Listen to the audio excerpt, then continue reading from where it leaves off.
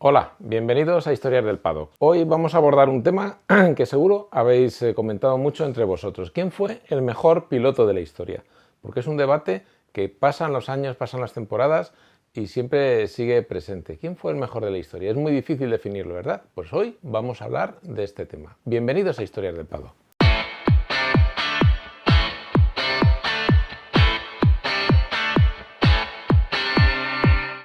Es una cuestión que siempre ha estado presente en todos los aficionados, en los medios, en todo el mundo. Siempre dicen, bueno, ¿quién fue el mejor de la historia? Hay que partir de la base de que creo que es muy difícil y es imposible hacer comparaciones entre el motociclismo que tenemos hoy en día y el motociclismo que se hacía hace 15, 20, 30, 50 años o 75 años, que es la vida del campeonato del mundo de motociclismo. Es muy difícil decir, bueno, pues este piloto fue el mejor de la historia. Podemos ceñirnos a diferentes parámetros para elegirlo. Podemos ceñirnos simplemente a los resultados, y los resultados nos hablan de Giacomo Agostini como el mejor piloto de la historia, con sus 15 títulos mundiales y sus 122 victorias en grandes premios. Pero claro, también se puede decir que Agostini disfrutó de unas temporadas en las que no tuvo una competencia muy elevada, que había otros pilotos que lo batieron en otras circunstancias, pero que no tuvieron el mismo desarrollo, la misma longevidad en el campeonato. Hay muchas circunstancias. Podemos decir que Valentino Rossi es el mejor piloto de la historia o que Márquez es el mejor piloto de la historia. Es muy difícil, como digo, establecer un baremo. Así que, aunque llegaremos a eso, al baremo final, en la última parte de nuestro episodio, yo creo que conviene repasar quiénes son los mejores en este grupo de pilotos destacados y aclarar sus circunstancias y las condiciones en las que consiguieron todos sus grandes resultados. Giacomo Agostini es el piloto más laureado de la historia del Campeonato del Mundo de Velocidad. Con sus 15 títulos mundiales en 350 y 500 y sus 122 victorias, es el piloto que tiene el mejor palmarés. Mucha gente afea los resultados de Agostini alegando que durante un largo periodo de tiempo disfrutó de una absoluta superioridad de maquinaria y eso le permitió campar a sus anchas entre 1968 y 1972 en las categorías de 350 y 500, ganando prácticamente todo y sin apenas competencia, porque no había escuderías, no había fabricantes que estuvieran al nivel de MV Agusta para plantarle cara. Entonces, en teoría, Agostini lo tuvo fácil, entre comillas, para ser campeón. Y por eso hay veces que no se valora lo suficiente el hecho de ganar 15 títulos mundiales, el hecho de ganar 122 grandes premios. Para mí, Agostini es el mejor, porque es el que tiene más títulos y más victorias. Se suele decir que hay otros pilotos que eran mejores que él, por ejemplo el caso de Mike Hailwood, pero también podemos ver que en la época en la que Hailwood y Agostini coincidieron en el Mundial de 500, esas dos temporadas maravillosas de 1966 y 1967, Agostini batió claramente en 500 a Mike Hailwood, con lo que yo creo que hay que dar el valor que tiene el hecho de que lograra tantos títulos y tantas victorias. Este es el caso de Agostini. El otro gran piloto que destaca en el recuerdo de muchos aficionados es Hailwood. Precisamente eran contemporáneos, Hailwood era algo más mayor y se enfrentaron entre sí. ¿Qué tenía de gran valor Hailwood? Pues una de sus grandes cualidades era un piloto capaz de rodar deprisa con cualquier moto y ganó en muy variadas categorías. Ganó en todas las categorías en las que compitió en su época, desde 125 a 500, con motos de 2 tiempos y con motos de 4 tiempos, con motos monocilíndricas, con motos pluricilíndricas. Y ese es el gran prestigio que tiene Mike Hailwood, que era capaz de ir deprisa con cualquier montura. Eso es lo que le da un prestigio especial. Y también hay que tener en cuenta que se retiró de una forma muy prematura. Como sabéis, en 1968 Honda anunció su retirada del Campeonato del Mundo y comprometió a Hailwood a que se retirara él también, cosa que hizo. Lo dejó con apenas 28 años, no había cumplido aún los 28 años, con lo que podría haber tenido un desarrollo deportivo, una carrera deportiva mucho más larga y haber aumentado su cifra de éxitos. Pero el valor de Mike Hailwood como piloto, por su intensidad, por su variedad, por su genialidad y por la habilidad que tenía para llevar motos muy diversas, es algo que pone muy en valor en su carrera deportiva. Por lo general, cuando hablamos del mejor piloto de la historia, siempre pensamos en los pilotos de las categorías superiores. Pero ¿qué pasa con Ángel Nieto? Ángel ganó 13 títulos, 12 más 1, como le gustaba decir a él, 13 títulos mundiales y 90 grandes premios en 50, en 80, donde consiguió una única victoria, y en 125. Ángel prolongó su carrera deportiva durante más de 20 temporadas y cosechar esos éxitos y esas numerosas victorias yo creo que tiene un valor importantísimo, sobre todo porque tuvo que medirse en ocasiones con el material que a lo mejor no era el mejor de su momento y con pilotos que eran de un altísimo nivel, pero la gran diferencia de Ángel o la gran virtud de Ángel era esa capacidad de leer la carrera, esa inteligencia sobre la moto, esa habilidad para saber tomar las decisiones adecuadas en el momento adecuado, tanto dentro de la pista como fuera de la pista. Todos los campeones compiten con la mejor moto o intentan tener la mejor moto.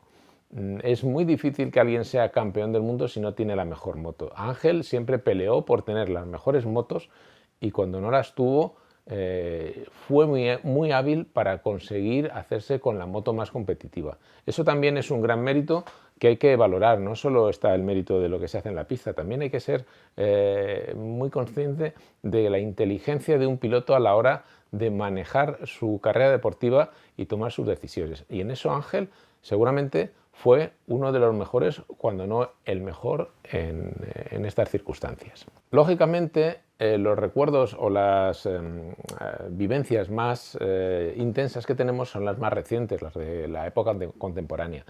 Y como referencia en la época contemporánea tenemos a dos pilotos, Valentino Rossi y Marc Márquez, que representaban dos generaciones, era un choque de dos tipos de pilotos diferentes, con la misma ambición, con las mismas ganas y que, como bien sabéis, chocaron en todos los sentidos en la pista de Sepang en 2015 y eso marcó un antes y un después dentro del motociclismo contemporáneo. Siempre se toma como referencia al líder del momento, al gran piloto del momento, como el piloto que más importancia tiene o el mejor piloto del campeonato. Rossi vivió un periodo de dominio realmente absoluto, al igual que Marc Márquez, que sumó nada menos que 5 campeonatos consecutivos en la categoría de MotoGP.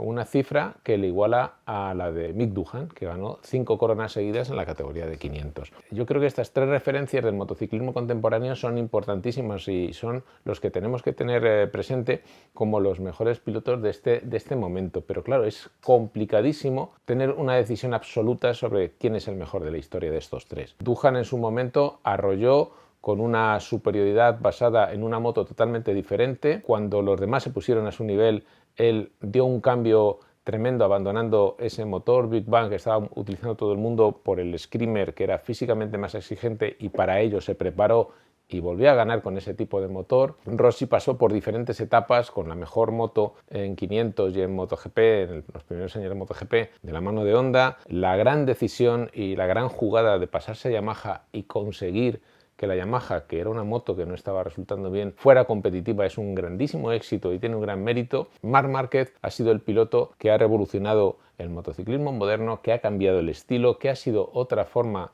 de manejar las situaciones con un desparpajo, una agresividad a veces excesiva y muy criticada, pero que también mostraba un estilo moderno que han adoptado las generaciones que han llegado detrás de él. Todos tienen su aporte a esta parte del motociclismo. No nos podemos olvidar de otros pilotos como Jorge Lorenzo, que es el puente entre Valentino Rossi y Marc Márquez. Lorenzo fue el primero que acabó con la trayectoria, con la gran temporada o la gran trayectoria de Valentino Rossi. No nos podemos olvidar de Stoner, pero Stoner tuvo sus altibajos y sus momentos complicados. Lorenzo fue mucho más constante. Y entre 2010 y 2015, desde luego, fue el gran dominador de la categoría hasta que irrumpió en MotoGP Marc Márquez en 2013. Si echamos una vista atrás, tampoco podemos dejar pasar por alto figuras como Phil Reed, otro piloto que tenía ese mismo carácter ambicioso y ganador que tuvo Michael Wood, que fue igualmente hábil de ganar carreras en todas las categorías. Recordar que fue campeón del mundo en 125, en 250 y en 500, con motos de 2 tiempos, con motos de 4 tiempos. También tuvo esa habilidad para manejar diferentes monturas y fue el hombre que puso fin a la hegemonía de Giacomo Agostini. Por eso Reed también es un piloto muy a tener en cuenta. Lo que pasa que, claro, frente a figuras como Hailwood, figuras como Agostini, que eran sus contemporáneos, pues siempre se quedó en un segundo plano. Era el príncipe de la velocidad. ¿El rey quién era? El rey quizás fue Hailwood, quizás fue Surtees. No podemos dejar de pensar en John Surtees o en Geoff Duke, los primeros grandes campeones de 500. Era un motociclismo distinto, con menos carreras, con unas carreras más largas, más intensas, más peligrosas. Todos ellos son campeones con unas motos muy superiores a los de la competencia. En los años 50, Duke sacó el máximo partido que pudo a Norton antes de pasarse a Gilera, que era la mejor moto del momento, y triunfó sin lugar a dudas. Surtees aprovechó el vacío que se produjo en 1956 con la sanción que sufrió Duke y otra serie de pilotos por secundar un boicot en el Gran Premio de Holanda en 1955 y ganó las 3 primeras carreras del 56. Sus rivales no estaban presentes en esas carreras y puedes decir, claro, ganó porque no estaban ellos, pero resulta que en la siguiente cita Surtees se lesionó y ya no pudo concluir la temporada, no volvió a correr más y los demás no fueron capaces de recuperar esa ventaja e igualarse y luchar por el título con Surtees, aunque no estaba él. Y después, en su época en la que se quedó solo en MV Agusta corriendo entre 350 y 500 sin competidores, sin Moto Guzzi, sin Gilera, Surtees dominó absolutamente antes de pasarse al automovilismo. También hay que valorar esa posición de Surtees y me gustaría incluir también dentro de esta lista a un piloto que forma parte de un campeonato, de una categoría que muchas veces se desprecia, como son los sidecars. Rob Wieland tuvo una larguísima trayectoria en el Mundial, ganó 7 títulos de sidecars en diferentes etapas. Él empezó a correr en la época de los boxers BMW y terminó corriendo con los motores de 2 tiempos, con los BRM, con todo ese motor. Vivió toda esa época de evolución del paso de las boxers de BMW a los motores de 2 tiempos con base Yamaha, con diferentes motores, hasta los motores que se hacían ellos mismos, hasta esa parte que digo final, con los BRM Swiss Auto. Vivió en primera línea la diferencia y la evolución de una categoría de sidecars que está infravalorada dentro de los grandes premios, pero que tenía un interesantísimo aporte técnico, especialmente en esa segunda mitad de los años 70, en la que Suiza, ese país que prohibió las carreras de velocidad debido a su peligrosidad, que seguía generando pilotos de grandes premios y grandes campeones, pues tenía una extraordinaria cantera de ingenieros y de pilotos en sidecars que hicieron cosas realmente sorprendentes.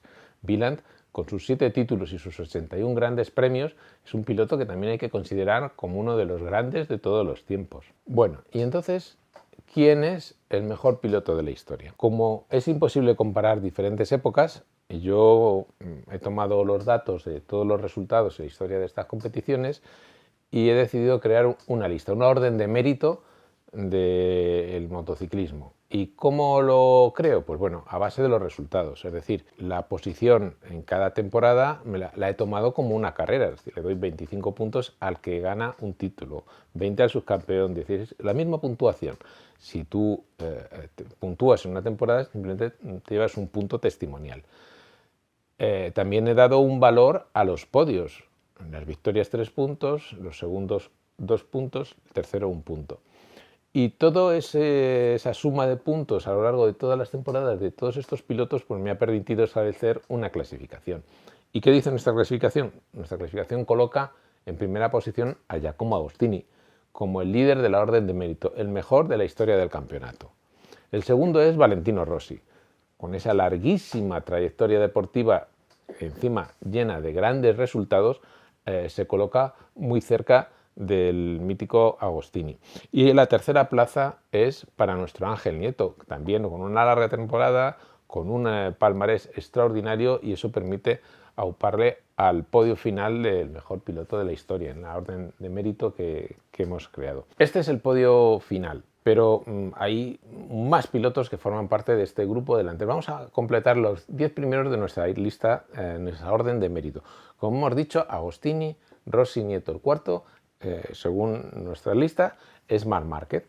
por delante de Mike Hailwood, Rolf Wieland en sexta posición. Destacamos la variedad de presencia de pilotos de diferentes especialidades, diferentes cilindradas, diferentes categorías. Tras él estaría Phil Reed, los contemporáneos Jorge Lorenzo y Dani Pedrosa, que a pesar de que solo tiene 3 títulos mundiales, Pedrosa cuenta con un extraordinario bagaje en MotoGP, excelentes resultados, excelentes posiciones, numerosas victorias, y eso le permite auparse en un grupo donde lo normal es que haya pilotos con muchos más títulos que él. Y completaría este top 10 de los 10 mejores de la historia Carlo Ubbiali, que fue uno de los míticos campeones de los orígenes del campeonato, uno de los pioneros en el campeonato del mundo, que empezó en 1949 y se retiró en 1960 con 9 títulos mundiales en 125 y 250. Seguramente echáis en falta otros pilotos